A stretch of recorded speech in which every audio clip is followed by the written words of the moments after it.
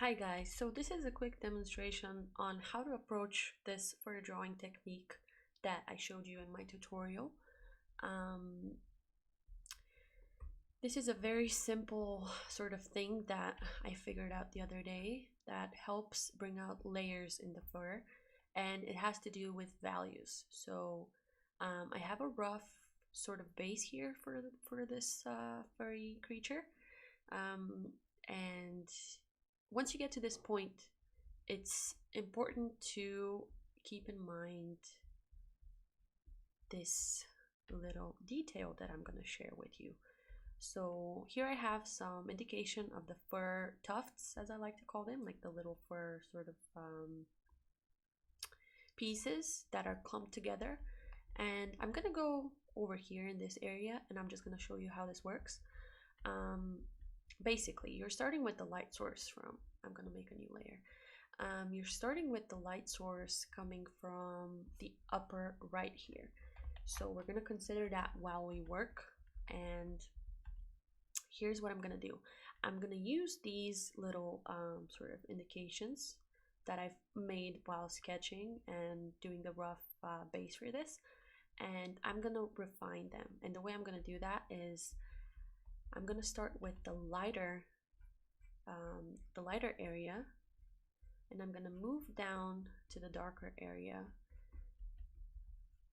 in this fashion. So what I'm doing here is I want you to focus on this little area. So actually this area seems more suitable.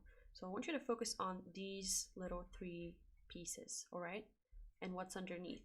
Just look over here while I'm working.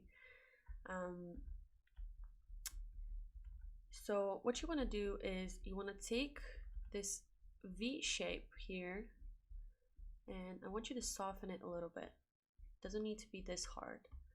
It doesn't need to be this sharp either. So you're softening it and you're adding darkness to the bottom of it. So that's like the edge, the tip of the fur over here, the little hairs. And you're softening it and you're creating volume. So how you're doing that is you're obviously keeping in mind the light source up here, and you're gonna do lighter values up top on the top right, and you're gonna gradually go darker. And once you have that all set,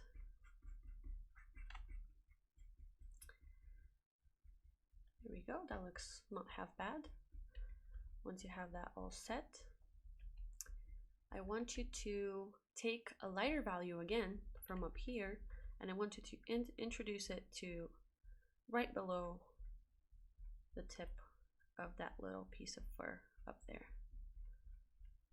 So what you're doing is you're basically creating layers. You're creating depth up here. So the lighter fur is underneath. You can see that over here.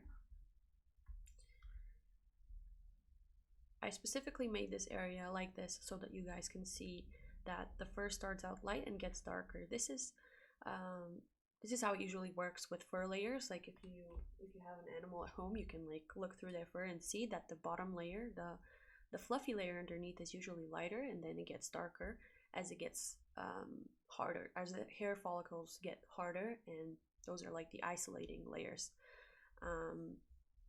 So yeah, that's what you're doing basically. You're adding darkness to the edge, and then you're following up on the layer underneath with light. And another thing to keep in mind is that you can introduce a third color over here, an accent color for the layer underneath. And what works really well is having a more muted, less saturated color, because that's how it usually works also. Usually there's some gray and or some like tan colors that also work. You can look at like fur references, fur textures. Those are also included in this tutorial. So here we have a little sort of area that's done.